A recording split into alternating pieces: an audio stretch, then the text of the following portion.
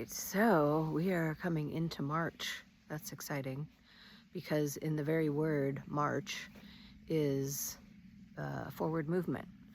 So uh, we had a lot of rain, we had a lot of weather, which was good. We needed to freeze, we needed the cold snow and all that, so that was beautiful.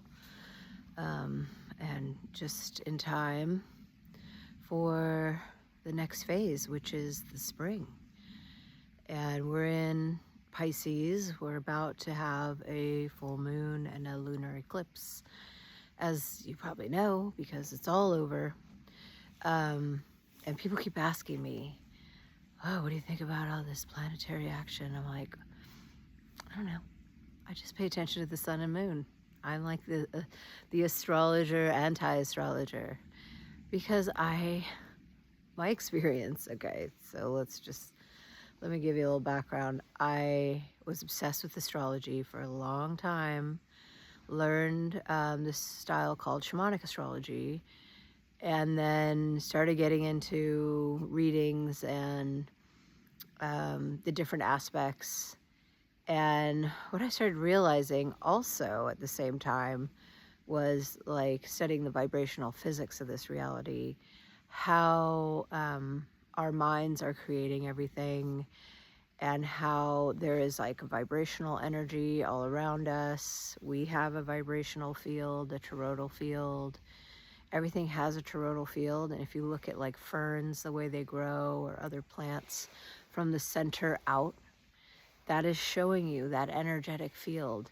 And if you really want to look into things, go explore Ken Wheeler's work on magnetism. He actually wrote a book he provides for free.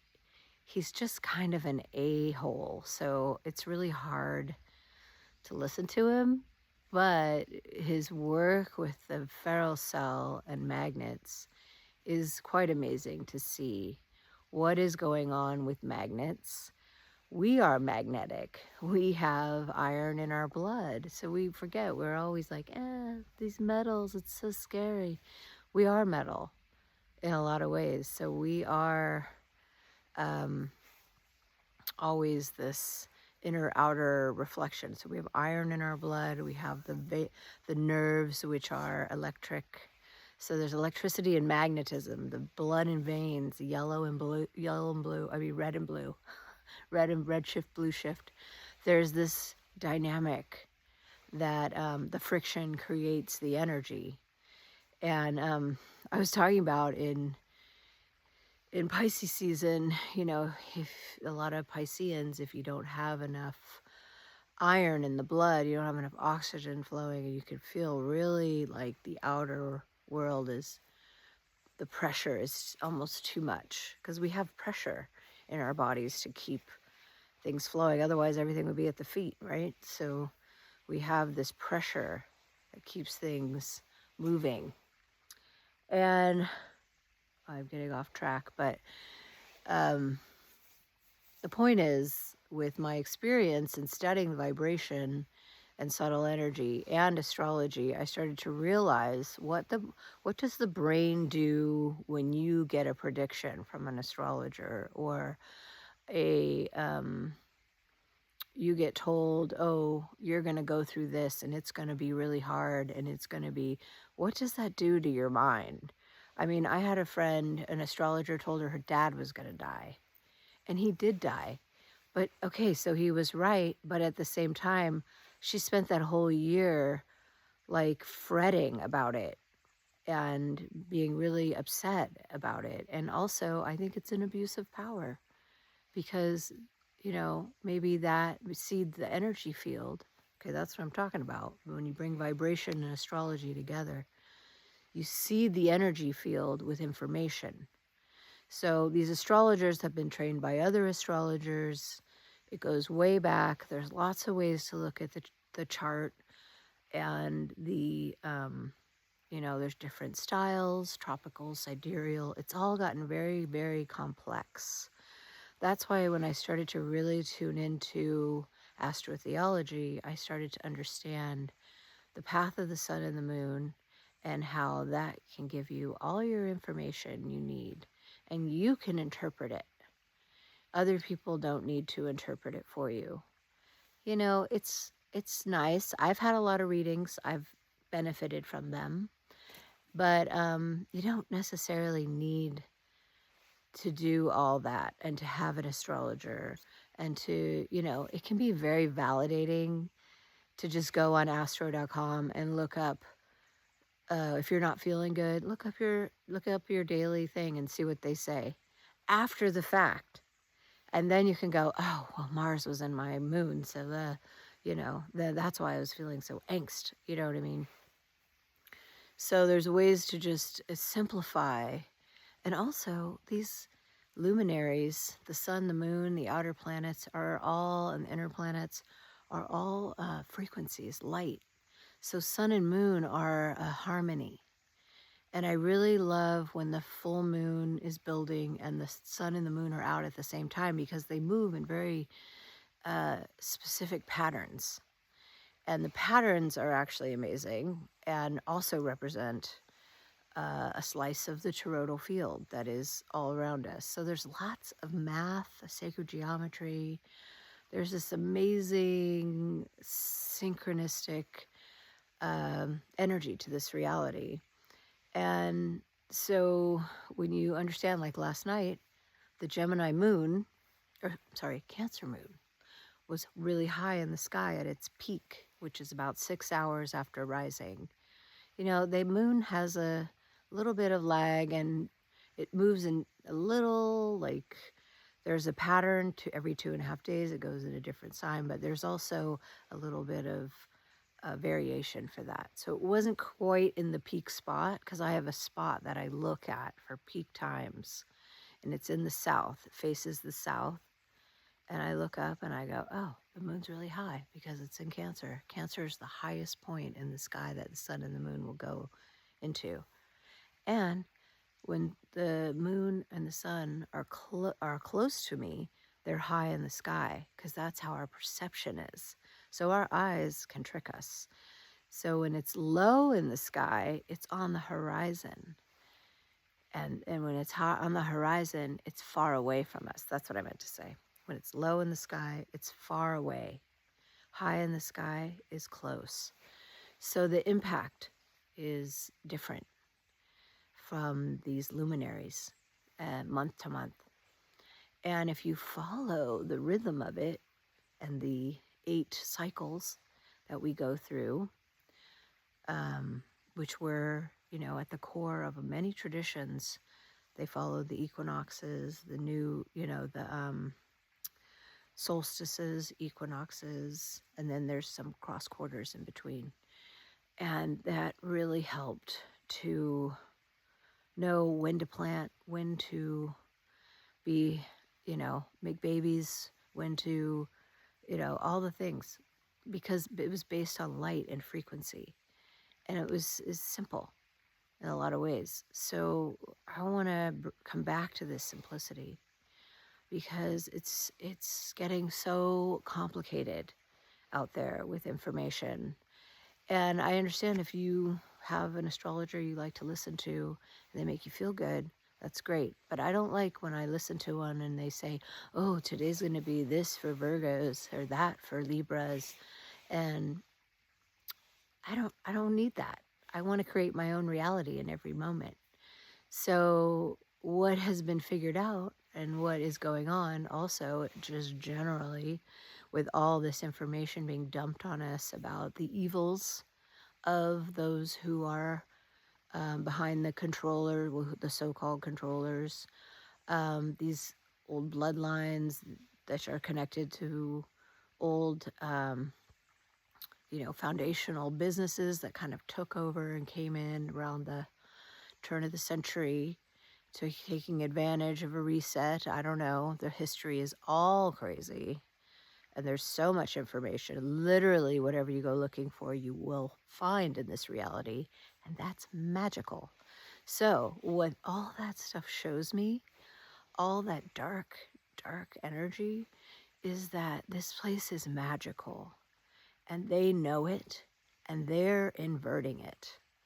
And we need to be the light, and we need to use magic for a positive. What is magic? Your thoughts. Your thoughts are magic. So what are you thinking? Because we're manifesting all the time. No matter what you are thinking, it's creating. That's how this mind works. The mind is amazing. And then that gets into different people's astrology, because some people have more mental energy, others have less, others have more sensitivities, water versus air. So knowing your chart helps you to understand how you're going to interpret this reality. And this is the course I'm going to be teaching. It's called Flow with Me Through the Sky Wheel. And it's going to take place twice a month. And I'm going to work out the time with the small groups that I make. It's going to be 3 max in a class, because we're going to be using your chart. You're going to be interpreting the energies according to some really basic information about the different signs and where the moon and the sun are. And you're going to learn how to even look at the moon and the sun and understand what sign they're in without knowing. So there's a lot of different aspects. We're going to learn about sacred geometry. We're going to learn about lots of things. I just had a blank. But anyway, it's, there's a lot involved, and I have it on my website. So you can look at the website, Flow with Me Through the Sky Wheel. There's like different payment plans for it. And yes, it's just part of the work I do, and it's very involved, and it's gonna land different for everybody. That's why I'm working with small groups, and we're gonna schedule the times according to what's best with everybody. And so I'll kind of put people in different groups compared, based on like the times that are good for them. And then we'll have a set time. We'll do it on Zoom. And it's gonna be an hour and a half, twice a month. And just remember that this reality is magical. There is so much going on. We are open energy systems. There is a resonance with this reality too. So we come into resonance with information. It can shape the way our day goes. So that's kind of how I'm like looking at being this anti-astrologer. People ask me, what's going on? I don't know. I just know where the sun is and the moon is. And that gives me enough information. And I am just trusting that I am good no matter what. So that's the other thing about this reality. They don't want you to trust. They don't want you to believe that it's safe here. They want you to be afraid. They want you to be always shuffling. But this is a whirl, a cycle. It's always repeating with the same stuff, but we forget. And there's lots of ways that we're forgetting. One of the ways is just being overloaded with information. I will find something and I'll get kind of into it, and I'm like, wait, I just can't find that anymore. There's so much information.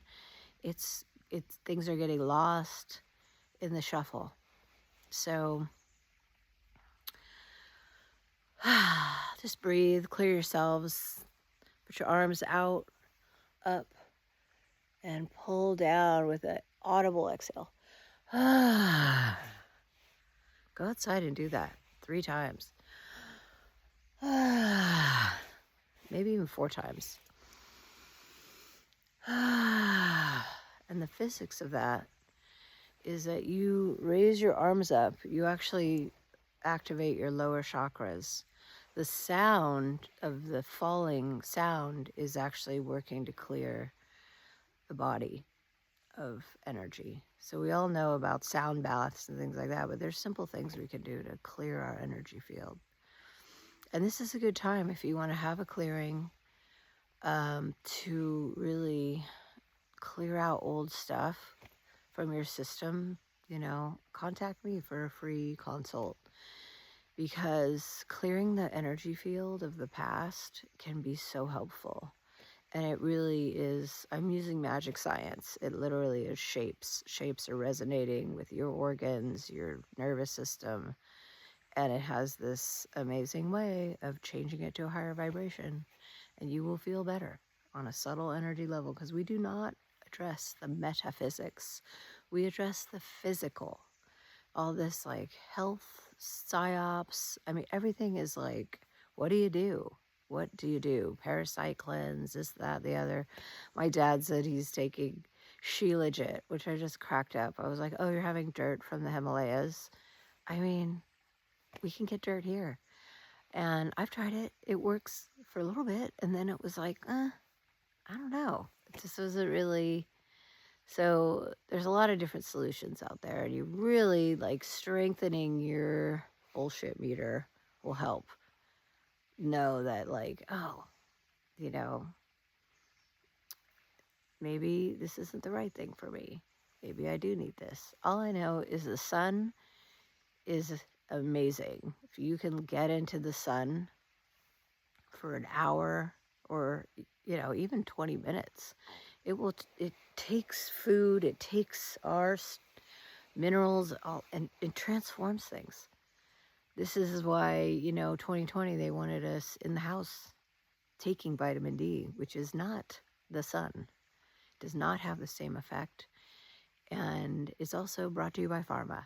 So there's so many ways that we are being just, you know, dicked around. And it's good to recognize the patterns. I am a pattern person. I see patterns and then I go, oh, that's what's happening. So this full moon, lunar eclipse, which is, eclipses are very predictable, and we can mark them forward and back for thousands of years. So just know that. But this is an opportunity to create, and yes, there are weather effects. There are things that happen with this frequency. But don't let information give you lunacy. Take it as you need it, and don't be discerning. So even with my information, be discerning. It's like, I don't like this lady. You know, I don't like what she says there. Tell me, hey, I don't believe what you're saying. Or, you know, give me feedback. Because I live in my own reality too.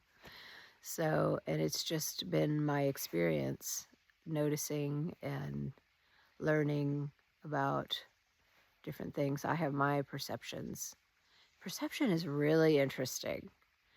One day I was out surfing here at Big River, and I was way over to the north end, and I was tripping out because I could see, like, it looked like a camper was on the beach, but really I was seeing what is around the corner, the parking lot, that usually you do not see. But for some reason, when I was out in the water, I could see the parking lot that was around the corner and under the bridge. And I even said to this guy, I'm like, what's that bus doing on the beach? Because the perspective made it look like it was on the beach. And it wasn't at all on the beach. I was just getting a certain angle that it was a total illusion. When you get out in the water and you see the land, it's a total illusion happening. But it is like just the way we see. So it's still kind of, so when we learn to shift our perception, we are able to see different things maybe we couldn't see. And that's where it gets into energy work. I see now when people say things, their words, they tell stories, I see the energy behind it. And it tells me stuff about them. And this is subtle energy. It's really interesting. And then I can help them with just by getting information and tuning in. So, anyways, I hope you have a great weekend, and, you know, be the light, be the one, you know, to smile and be happy, because the outer reality is never going to be at peace. We can make it at peace by not giving it energy. So there's a whole energy exchange that's happening. And we live in a resonant reality. So whatever you're taking on and in, you come into resonance with.